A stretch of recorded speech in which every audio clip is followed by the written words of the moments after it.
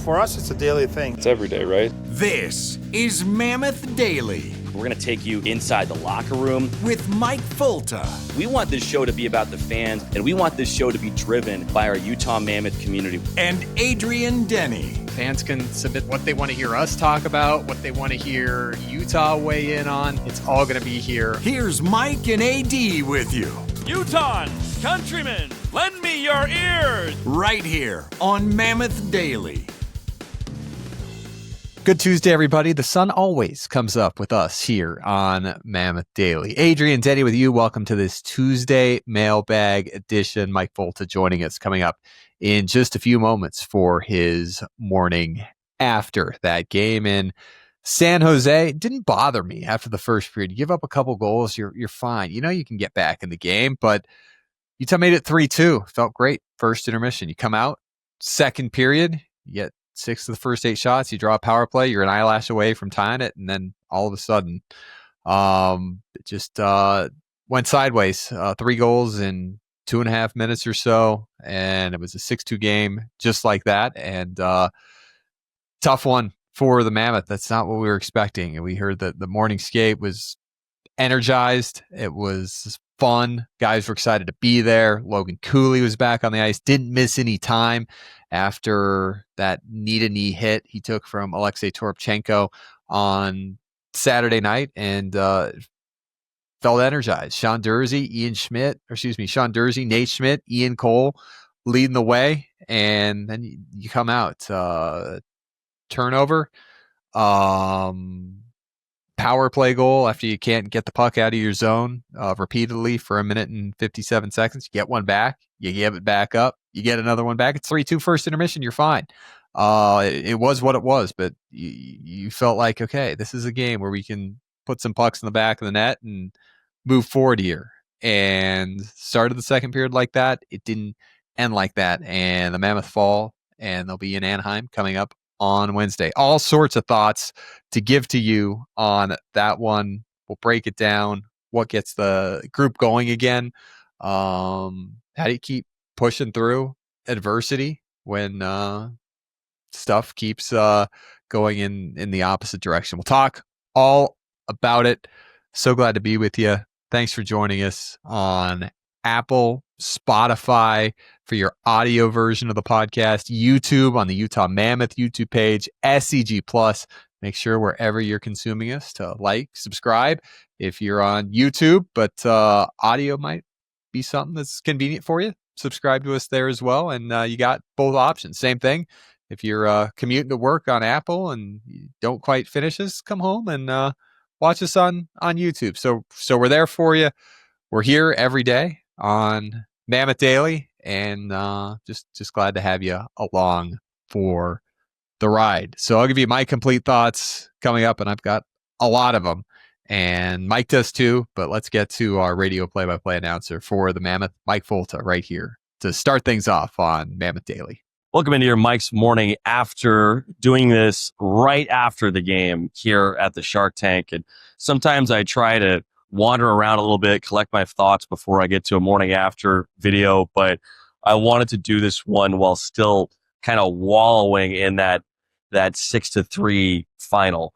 And honestly, this game was a 4-goal game for a while, then it became a 3-goal game. But wanted to get to it because we had a lot of time to think about this one throughout the night as we watched it unfold. And I think it's important to use head coach Andre Tourigny's midnight rule, where once the clock hits midnight, we move on and we focus on the problems of the day. I also am going to add a little clause to the midnight rule, and I want to soak in this loss up until midnight, meaning I want to make sure I'm taking as much into this loss as I can before we hit midnight, because this is a feeling that this team doesn't want anymore. Getting embarrassed at times by a really talented San Jose team, but San Jose team that you are probably as talented as, and it just didn't turn out in Utah's favor tonight. But you see these clips of players watching other teams celebrate when they knock them out of the playoffs or when they win. And this is that's what I want right now is for everyone to just soak in this pain, because we're gonna get through it, and there's a path ahead for this team. But this is the hard part. What do they say in Finding Nemo? You can't swim over the trench. Can't go around it. Don't swim over it. You have to swim through it. Utah is going through the trench right now. And these are the games that make you say, you know what? Enough is enough. We're not about this. This is not who we are. We're not doing this anymore. And we're going to come out and make the necessary adjustments, because what we had been doing is not working. Lawson Krause 2 goals tonight, one of them shorthanded. I thought there was effort out there tonight. I thought there were guys that played hard even until the end, even when it was 6-3, even when it was 6-2. I don't think necessarily effort was just the only issue this evening. I think I think when you give up 6 goals, there's multiple issues that are correctable and fixable. And we've seen this team win 7 in a row. We know that that's not who they're going to be all throughout the year. We've also now seen this team lose 4 in a row in regulation, the longest regulation losing streak of the year.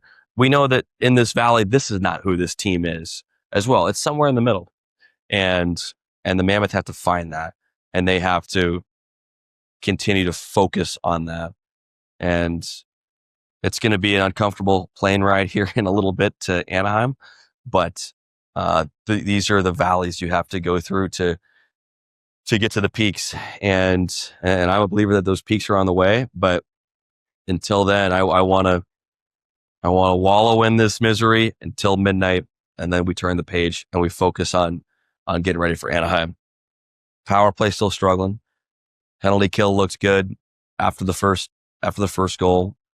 Again, I think that's part of the adjustments. So thanks everybody for staying with us. I know it was a late one. So it's been over a month of, trying to get back to where we were when the team was 8-2. And the good news is, when you started off 8-2, you afforded yourself what's happened here, that you can get the train back on the tracks and get going. We know this group is capable of doing it. They just got to do it. They got to once again find a way to get going. And they got to practice today in California. Sun's going to be out. There's going to be palm trees, vitamin C. And hopefully that's something that can just re-energize them, rejuvenate them, get them rolling, some positive energy, get some good stuff going against the Anaheim Ducks. And, speaking of practice, this isn't a team that's had a lot of practice time. Nobody in the NHL has with this schedule this year. Utah playing their 16th game in 30 days on Monday night, and nobody's getting any practice time. I think this is a team that could be well served to have good day of practice and then go outside into some sunshine, get some vitamin C, get an iced tea, and have a nice dinner, come back and get ready to go on national TV on Wednesday night against the Anaheim Ducks, because it's a group that is frustrated. They know they're capable of more. And let's hear from Lawson Krause post-game after Monday night's game. Everyone needs to be better, top down. It comes down to winning battles. I think that's what we need to get to. That's it. Just, it's so simple. And I think this team presses when they're facing an uphill climb. I think they have that natural instinct that they want to succeed so bad that they try too hard, and it takes away the simplicity. They overthink things. I think that's why we've seen so many offensive zone turnovers come back the other way. I've never seen more offensive zone turnovers in my life, because they want it so bad, and they're still, growing as a group. And it's they just got to take a deep breath, simplify, make the simple play. Don't need to do anything fancy. Don't need to force anything. Make the simple play. I think that's the biggest thing for this group, but it's not effort. I think they put pressure on themselves. We saw it last year at home at Delta Center when they were struggling. They were putting pressure on themselves, and now after an 8-2 start that kind of snowballs, I think they're putting more pressure on themselves, and they just gotta come together as a group, push through it. There's no life rafts. There is absolutely no life rafts in the NHL. You have a bad day at work, you know how it goes. You got to go back and push through it. There's not going to be anything that comes down and makes it easy. The NHL is going to continue to be difficult. You're going to continue to get teams best. You got to beat them. The Mammoth know that they can do that. We've seen it. We've seen the power play going. You just got to push harder, dig deeper, 1% better every day. But there's no life rafts. Nothing's going to come out and make this easy. This roster was constructed to make the playoffs. It was a very strategic summer, adding pieces to this for year number 5 of this build under Bill Armstrong. He believes it's a playoff team. We believe it's a playoff team. And those guys know they're a playoff team. And they got to simplify, got to move forward, and go onward and upward. But the 8-2 start afforded this 4 wins in 17 games at 4-10-3. You're still fine. You can learn from this and just realize, you know what? When we lose 3 games by a single goal, it doesn't mean we come out the 4th game and snap a finger and we're back at it. You saw it, the 3 overtime losses. Islanders, Sharks, Ducks. Tough one against Vegas. The reset day, come back, win 2 straight. You have a 3-2 lead in the 3rd period against Montreal. You have a 3-2 lead in the 2nd period against Dallas. It's scoreless late in the 2nd period against St. Louis. Like, you're close, and then you come back out. This game on Monday night started with some turnovers. 4 of the 6 goals came off of turnovers. Would have liked another save or 2, but didn't happen, and now it's another day of soul searching for the Mammoth. It's still a team that's played 16-27 on the road, 5-9-2 on the road, because they're 0-6-2 in their last 8. Again, you got to create your own environment and just get that first one. And against Anaheim, first place team in the Pacific Division, it's a good challenge. Embrace that challenge. It's national TV, and you'll be home soon enough. But just get that first one, take it up to Canada. Canucks are struggling. Flames have had their ups and downs, and make something out of this trip. Can still get a split. That's all I wanted on this trip was a split. 0-3 puts that pretty uphill, but it happened. St. Louis, Minnesota, Winnipeg can happen here. You just got to pull together as a group and go do it. 7-3-1 at Delta Center. More home games coming. But obviously, the task at hand right now is this road trip that the Mammoth are on. And again, a disappointing one on Monday night. Let's hear from head coach Andre Tourigny after the game on Monday night. Very disappointed about our effort. Our execution right now as a team is not really good. We understand that. And those are time happen in the league. But we need to be stronger than that mentally, and we need to work way harder than that. Win more loose puck battle and everything, and that is all on all of us. It's on us as a coach to make sure the team is ready to work first. That's the number one thing, and I fell on that today. That's it. And, you add a JJ Peterka and you add some skilled D, and, sometimes mentally it's like, we're close, and you get humbled. And we were hoping it was only going to be a lesson we learned once against Vegas, but back to work. You heard Lawson Krause, but just got to dig a little deeper and simplify and get a bounce, and you'll start to feel like your old self again. Power play, told you, 25% last year. And for the Mammoth, I'm not sure they have a first unit or a second unit right now. I think it might be something. Go first unit, second unit, and see which one is your first or second unit, because it's certainly been a challenge. But for Utah, some guys are due, and that you'll have players with a tough couple weeks, maybe a tough month, but not forever, right? Nick Schmaltz hasn't scored in 8 straight. JJ Peterka had 1 goal in 6 games before Monday night. He has 2 goals in 7 games. He's been a player that when he's caught fire is taking control of games. This one's interesting. Dylan Guenther doesn't have a 2-goal game yet this year, but he's still on the same pace for 27 goals. So what does that say about Dylan Guenther? That last year at this time he had 3 2-goal games, but this year it seems like the pace isn't quite where it was. And you know that's a guy that's going to drive and keep going. Mikhail Sergachev, gosh, -3 on Monday, along with Sean Dursey. He's got a plus-minus rating in the plus category once in the last 10 games. He's got 1 point in his last 7. You know, that Sergachev's going to get rolling. That Utah number 3 line of Michael Carcone, Lawson Krause, and Jack McBain, they got 2 goals on Monday. And as far as that group goes, head coach Andre Tourney would like all 4 lines rolling like they have been. Unbelievable. Those 3 guys together, they were heart and soul every night. They work, they get inside, they hit, they're tough, they compete. They're the heart and the soul of our team right now.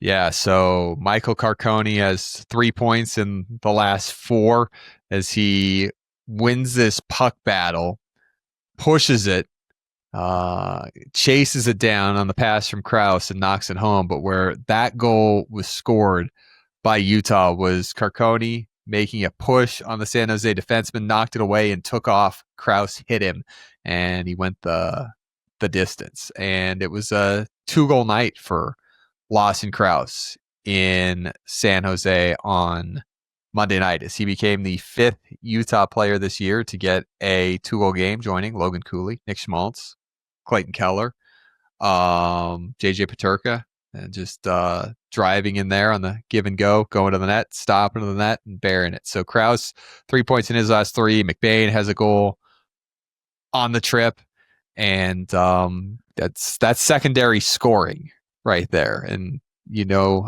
you've got a top 6 that really point of game guys. That it's been a little quieter than it was in October, but for the Mammoth, it's great. Practice day today. I think it's the best day of the year to have a practice day in the sunshine in Southern California. But you heard from Lawson Krause, and it wasn't pleasant in terms of his thoughts and reaction to the game. But this group will learn that simple is better, simple is easier, and everybody has more success when things are simple, because they get stressed, they push, and when you get stressed and push and are emotional, it doesn't always end up in your favor. Usually doesn't. But so what we have, tough one for Utah on Monday night, but hopefully we got it all unpacked, processed, looking ahead, big picture. You turn this around. You can do it. I mean, you can do it, or there's or it can stay status quo, and nobody wants it to be status quo. There's 55 games left in the regular season, and it's not a group that Andre Tourney has sat still on. Rotated Cooley and Hayton on those top 2 lines in early November. Moved JJ Peterka to the 3rd line. Went Schmaltz, Cooley, Guenther to start the game on Monday. Moved Dursey up with Sergachev. He's going to keep tinkering until he gets something that clicks. And same thing on the power play. So your coaches are working hard, and these guys are 24/7. They landed late last night in Anaheim, and 7:30 a.m. in the hotel lobby is how every day starts for a coaching staff in pro hockey, and getting the practice plan ready, getting everything started to be set for Anaheim, all the stuff you started on the plane, and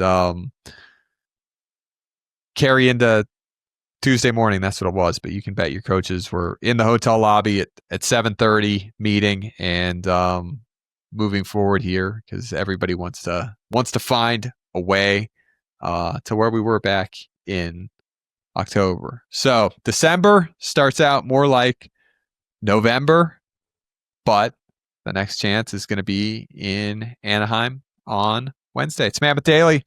Adrian Denny with you. Glad to have you along on this Tuesday Mailbag edition. Let's get to our Tuesday Mailbag edition, and we'll come back in our third period. The best thing that we saw on Monday, and this is a great thing. We'll have it for you coming up. Wasn't all bad on Monday. We got some really, really good on Monday. Coming up in our third period on Mammoth Daily. Looks like the mail's here.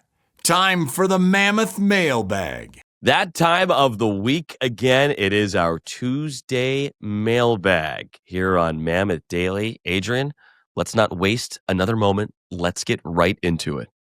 Yep, Mike, we got some good questions we want to get to coming up this week on the mailbag. We have some video answers. We have an audio answer. We have to give folks an update on the Thanksgiving pizza that we had. So let's get to our first one here. And it's on the ice at Delta Center. It comes to us from Ronnie, and he says, I have a question for your Tuesday mailbag. Do you know or can you find out about the new ice this year at Delta Center and how it compares to what was there before, with details on how it's improved skating, etc.? It's definitely colder in the arena this year. Was the old ice the worst in the league? And we went straight to our captain, Clayton Keller, Mike, to get an answer on that question for Ronnie right here. Overall, it's yes, it has been better, and they have the best technology, the best everything. So it will be one of the best for sure in the league. So there's Clayton on that. It has been better, and I'm not skating out there on it, but I did hear that Vegas, this is the game they won. The game that they beat Utah before Thanksgiving week. I did hear that Vegas complained about the ice. That could just be a total rumor. And that's, I think that might be why the next couple of games it was so cold in the Delta Center. But there's also been a lot of conversions at the Delta Center, where you got Jazz one night, then Mammoth the next night, then Jazz, then Mammoth, then there's a BYU game, then there's something else. And so that affects the ice too, not just the temperature. But there were 4 new dehumidifiers put in that were each like hundreds of thousands of dollars. And so that is helping the quality as well. It's interesting talking to our friend Matt, who is the ice guru at the practice facility in Sandy. And there are very specific temperatures that the ice has to be at. You actually don't want it too cold in the arena. Otherwise, that'll affect the ice as well. But a big issue is like the opening of doors and stuff like that. The first few games at the Delta Center last year, I don't know if people remember, but like the doors would be propped open. They would hold open the doors for the lines. And so all this warm Utah air comes in and turns the ice into slush. And then, we eventually got curtains and things like that to try and block some of that warm air from coming in. But there has been a big effort to make the ice better this year. And, you look at Utah, I think, Mike, in good, and a good environment for ice, right? It's very dry here. It's not humid. It's cold in the winter. So you've got those external forces that are in your favor. Places like Florida, Tampa Bay, Dallas, Texas, where it's hot and it's humid. Those buildings have to work extra hard. Utah's got, the dry humidity and the cold winters. And you heard Clayton Keller right there say, we've got the best equipment you could ever get. And Mike, it is a giant science experiment. And just making sure, right? The instruction manual for the ice plant and the dehumidifiers is going to give you, suggested helpful instructions, but with the ice and the environment and the building. It's just going to take, time to 100% get it to where exactly that you want to be, and that they're taking feedback from the players and coaches on it, and that's what they want to hear most. My mother is a science teacher, Adrian. So here's a little science for you. When you're skating on ice, you're cutting a little. You're not even cutting. The blade is so sharp, and you're putting so much pressure in this tiny amount of surface area that the ice is turning to liquid underneath the blade.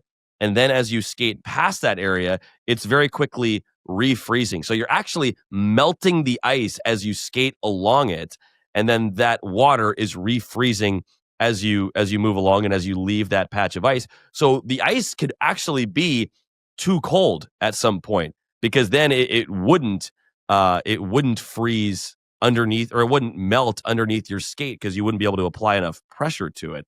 But it's a thermodynamics equation that is wonderfully sciencey and fun to hear about. There are lots of great experiments that you can look up on this on YouTube. And folks know that if there's a hockey broadcast team that'll delve into math and science, that it's us, and they come to us for all of that stuff, and history, math, science, history, economics, political science. It might not be right, but we will talk about it.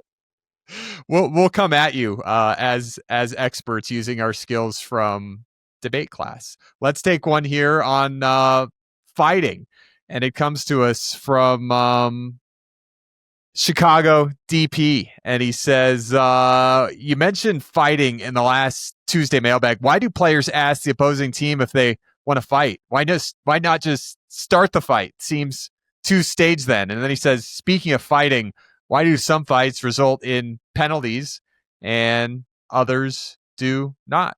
Great question there from Chicago DP, checking in our YouTube comments. And Mike, we went straight to an expert for this one. We went to our very own Tyson Nash. There's a lot of moving parts to it, right? And for me, I always loved to fight when it was organic, when it just happened, right? When it wasn't a planned thing. Maybe you did something the game before or whatever, right? And now you're going to have to answer the bell. I never liked those ones because you didn't sleep very much, right? Knowing that, okay, I poked the bear the other night. Now I know Folta is going to come after me and we're going to go, right? And that is when it's almost automatic. That's when you're skating around a warm up and you almost give the guy the nod, like, is it happening? And he, depending on what he says, then there's the face-offs, right? And maybe your team needs a boost. And maybe your team needs a little life injected into the bench, into the locker room. And that's when you go out and ask a guy to fight, who is in your weight class, all those things, right? I wasn't a great fighter, so I didn't ask guys a lot, because that can be also a momentum killer, right? If you go out there and get absolutely speed bagged, now your team's was doing this already. Now they're in the toilet, right? And they're like, oh my God, Nash just got absolutely smoked. His nose is on the side of his face. Great. That was helpful. So, lots of different ways you can skin the cat as far as fighting goes. The heavyweights typically are guys that go out there and ask. But if there's beef from the game before, you just know it's happening. But for me, it was more what I did that created a fight. I would go in there and run someone over, steamroll the other team's best player. And then I knew, come to daddy, it's happening, right? Because someone's coming to look for me. And again, I usually lost more than I won. I can tell you that, but it's all about showing up, boys. Great stuff from Tyson. And I think he talks about beef lingering from a previous game. Look at Tage Thompson drop the gloves with Stefan Nason the other day after Nason had a big hit on Tage Thompson and injured him last year. Last year we saw Josh Doan go after Radko Gudas of the Anaheim Ducks because Gudas had laid a dirty hit on Josh's father Shane when he played with the Arizona Coyotes. So there's all kinds of beefs that can lead to those I guess, more premeditated tilts. The organic ones are always fun to watch. As far as the other question, though, from Chicago DP, there is the instigator penalty, which is the additional minor. Is that what he's referring to, Adrian? You think here? I think he's talking about, when there's just a skirmish after a whistle, and you got guys, kind of pushing and shoving, and everybody's in it, and they sort it out, and nothing was deemed a penalty. You go back to 5-on-5 is what I got of it. Some of it, though, Mike, have you ever seen what you thought was a fight, and each guy gets a 2-minute minor for roughing, and you feel kind of cheated out on the fight, and you know that the guys do. In some leagues and with some officials, it seems like you have to work a little extra hard to get that 5-minute fighting major. A couple jabs just doesn't do it. Typically, gloves off and punches thrown warrants a 5-minute fighting major, and they also typically give fighting majors in pairs. You don't typically see a fighting major given out to one team and not the other team. Typically, it takes two to tango. But I think of it this way: the referees are there to shepherd the game along. They're not necessarily there to enforce every they're not there to penalize people. They're there to shepherd the game along and make sure that the game can be played in a fair way, and that we can look at the final score and say, like, yeah, this was a fair game. And so when you have these shoves, when you have these groups of everybody coming together, like, if everybody's shoving each other, why should we penalize every little jolt or jab or things like that? Because everyone's doing it, and it's not doing anybody any good to just to blow the whistle a million times and penalize every single person. If it's just a fracas, if it's just a hullabaloo, then we can separate our ways and move on. Neither team is getting an advantage.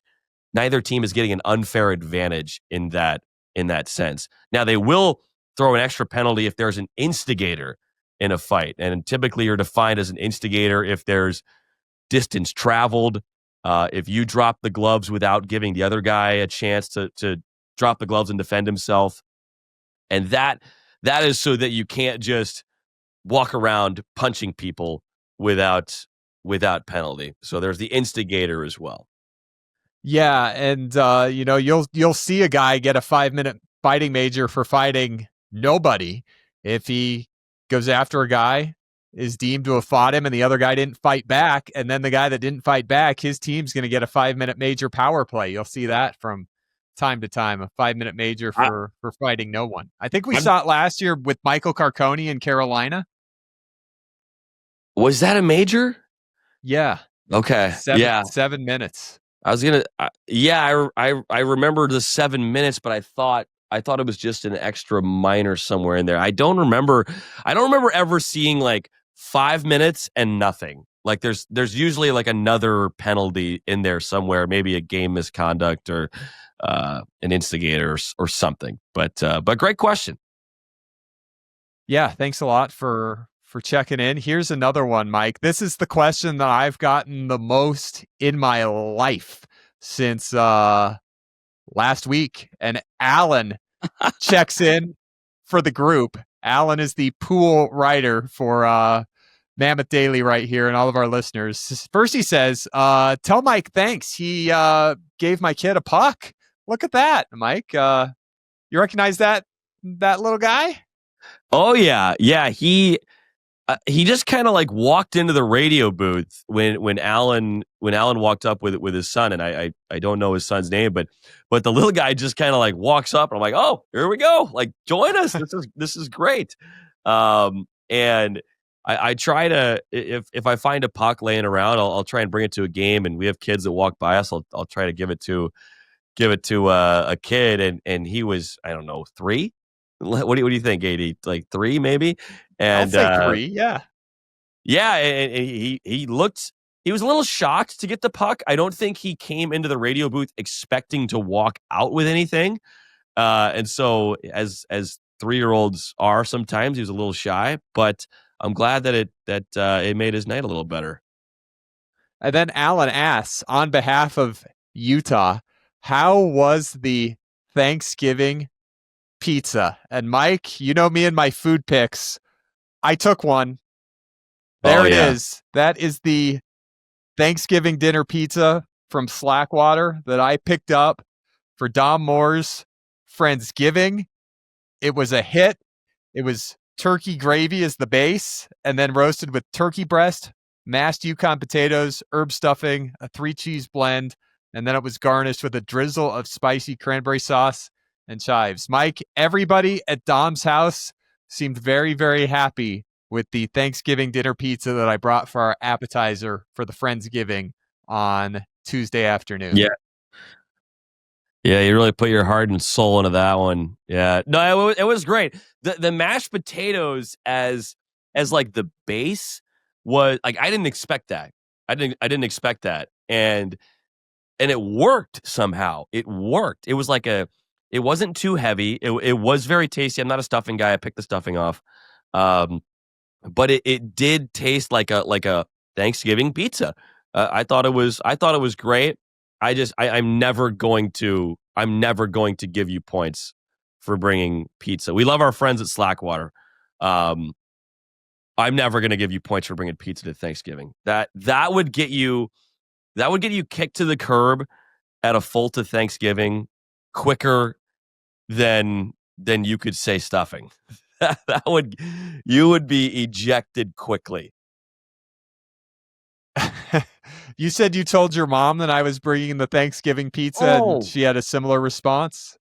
Terry's getting a lot of love on the pod today. Terry Folta was mortified that a grown adult would bring a pizza to Thanksgiving. AD, I gotta ask, like, what? And not everybody cooks, right? And like we're on the road so much, it's hard to like have ingredients in your fridge, and like we're just not used to it as much. But if you had to make a Thanksgiving dish, like what would be the thing that you could make, or the closest thing you could make? I'd probably just throw a turkey in the oven, Mike. Turkey? Yeah. Oh, you went right to the top. You went right to the top. Yeah, what do? Just make sure it's thawed, right? Get it out of the freezer a couple days in advance. I guess throw it in the oven. I guess like there might be the least involvement with a turkey, but it's so high stakes. Like if it's like a Griswold turkey, you cut into that thing and it's dead inside. You've ruined Thanksgiving. Now you could also like inject flavor into it as well. Would you be doing that? Would you be buttering it? How would you be preparing it? No, I'd take it out of the bag, put it in the pan, preheat the oven to 450 degrees, and pop it in. That's what I thought. All right. Yeah, that we're glad you brought a pizza and glad we left the turkey to Dom. I've never gotten more compliments on anything I've ever brought over to a dinner party before, though. Went over well. People liked it. I'm standing my ground because I did like it too. It was a great idea. If you don't know what to bring to Friendsgiving, bring a Slackwater Thanksgiving pizza. It was a great idea, but I refuse to give you credit. Step up your game for Christmas, okay? Can we make some cookies together or something? I've made Christmas cookies before. We had one of those gift exchanges in Tucson during the middle of COVID, and we had like 7 people in our office, and we did a gift exchange, and I got randomly a make Christmas cookies kit. And so I went home, and on that weekend, I made Christmas cookies for the office. It came with the dough and the frosting and the sprinkles and the roller and the pan and the cookie cutters. And I made them and I loved them. And everybody loved my Christmas cookies. Well, I tried to make Christmas cookies for Mammoth Nation last year. Do you remember that? I brought them to those are incredible. You thought so? I thought they were okay. I was hoping that some people would stop by and get a cookie, but nobody did. I couldn't hand them out. But maybe it'll change this year. We can spread the word on Mammoth Daily to come by for some Christmas cookies, because there will be baking. We will be talking more food on Mammoth Daily as we move along. But is that it for the mailbag? This was a fun one. Yeah, out of time this week, folks. You can send your mail in all week long. Leave them in the YouTube comments, your questions. Also, you can hit us up on Twitter or X at 801 Adrian Denny or at Mike_Folta.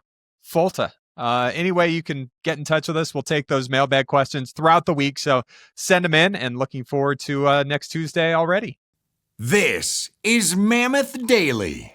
Well, folks, we talked about it on the Monday episode. It didn't sound like Logan Cooley.